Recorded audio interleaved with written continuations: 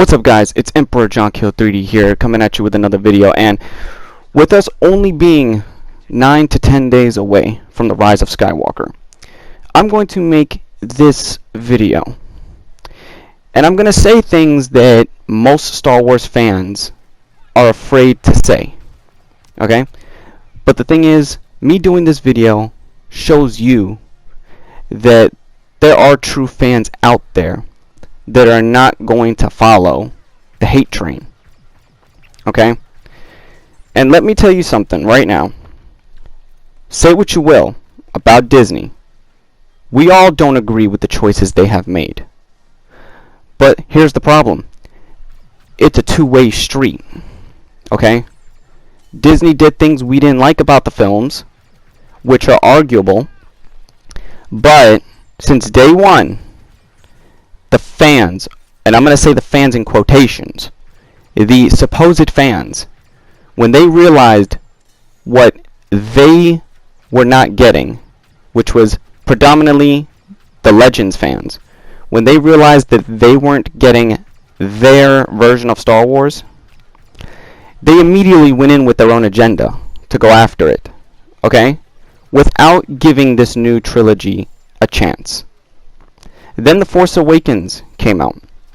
And say what you will of that film, it was still a good, enjoyable film. Okay? It fit right along in the Star Wars feel. It brought a lot of us back home to the fandom we love most. Well, I never vanished from the fandom. Even though there was no films for a while, I was still there. I was one of the last few fans still here on this mountain. Okay? And what qualifies a Star Wars fan? You have people out there right now that say that, oh, if you didn't watch the originals in theaters, you're not a fan. Drink a cold glass of Crow and sit in the corner real quick while I hit you with something on this. I've been following Star Wars since the age of 8. And yes, the first films I saw, and they were the unaltered versions on VHS, the original trilogy. Then I saw the prequels. I didn't have the disdain for the prequels that people did at the time. Okay?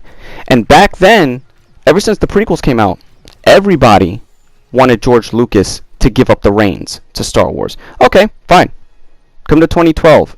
He gave up the reins to Disney. People were all for The Force Awakens. Then The Last Jedi comes out. The Last Jedi, on multiple occasions, I mean in live streams and in videos, I've already debunked the hate that's behind it. And the hate that's behind it, it's all subjective. Okay? If you want to be honest, all these people making videos, like the Fandom Menace or people from Geeks and Gamers, so on and so forth like that, they're already going in with taking their subjective views and making them objective views. Okay? The Last Jedi, the hate behind it, was debunked. And it's subjective, if you like it or not. It's not objective. Okay? We need to stop using the word objective loosely when it comes to the new Star Wars films. Rogue One came out before The Last Jedi. It was loved, which just shows you Disney was on the right track. And then after The Last Jedi, we have Solo. This is where the hypocrisy came in, because the supposed fans already went to go see The Last Jedi and made it a success. So they knew that if they went into not going to see Solo, without even watching it, already determined that they knew it was going to be bad. And when I saw the reviews come out, 50% of the reviews, to actually 60 to 70, were lies. Because I saw Solo 3 times, and I watched it again on Netflix. It was a real good Star Wars film. And now people who hated it have to swallow their words, because I've seen people now praising Solo, saying that, yeah, it's a fun Star Wars film. That's exactly what it was supposed to be. It wasn't supposed to be the seriousness of an episode. It was meant to be the fun adventure of Han Solo. Okay? And say what you will about the guy, he did a great job for what he had. Donald Glover did a great job as Lando Calrissian. if I can do one thing, was to take out that, you know, romantic obsession that the droid felt and the whole droid uprising. You could have taken that out, the film wouldn't have changed. That was really the only thing wrong with that film. Okay? But, get this. Disney does not retaliate at fans unless fans give them crap first. That's how things work in life. There's always a positive and equal reaction. Okay? And yes, the fans are no better themselves.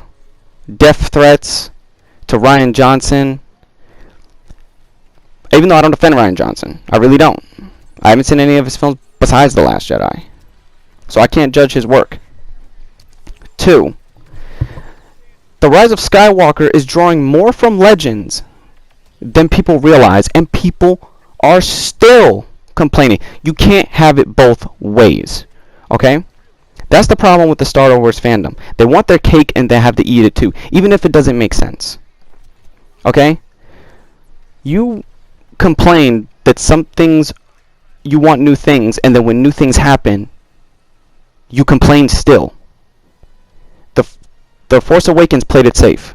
The Last Jedi did something new. Do you see the position you put the fandom in? To you supposed fans. Okay? I don't make threats to anybody. And before I even make my opinion, I look it over several times over if I have to. I'll watch the movie several times over. Yeah, there's a lot of things in The Last Jedi that I don't agree with. But you know why you don't agree with them? Because those are the changes you asked for. Those are the new directions you asked for. And now you don't like it. People are complaining that Emperor Palpatine shouldn't be the villain at this time around. Actually, if you listen to the leaks of what Palpatine is doing, his leaks of how he returns is far better than the Legends version. Okay? Coming back constantly with clones was stupid. Okay? As a fan, I can say it was dumb. It was stupid. I read Heir to the Empire when I was in middle school. I read I think it was called The Dark Empire. Whichever was the story that Luke fell to become Palpatine's apprentice. Whichever one of the two it was. I read both of them. And I've gone back in my past over the few years and I've read them again. This is going to be the same situation with Star Wars Battlefront 2. The well will be poisoned at first. And then the redemption starts to happen. Okay?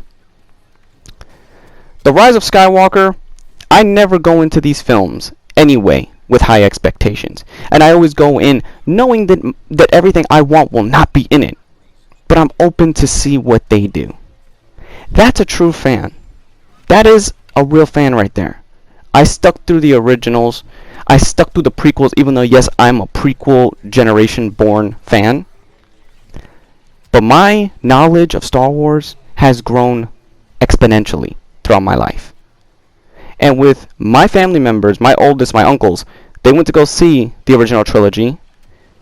A lot of people did not like Empire when it came out. And a lot of people did love Empire. It was the Last Jedi of the original trilogy. What saved it, to be honest, was what happened to Han Solo, the twist of Vader, and the dark tone. That's all it was. That's all what really made that film great. Okay? Give this film a chance. Okay? Because I'll be able to know if people are BSing or not about the film. Because I'm going to at least watch it twice that weekend. Go in, take my time before I talk about it. And if I find plot holes in anybody's logic, because you know what'll answer your logic? The new canon stories are basically nullifying all the criticisms. And I've read them. They're filling in what everyone has wondered. They've been giving you all the answers. Just like Legends used to do. You had all those great stories, but you won't give this one a chance. Okay? So, I speak to the true fans like myself. Don't let yourself get caught in the middle of the war between the supposed fans and Disney. This is John Kill 3D. Next time.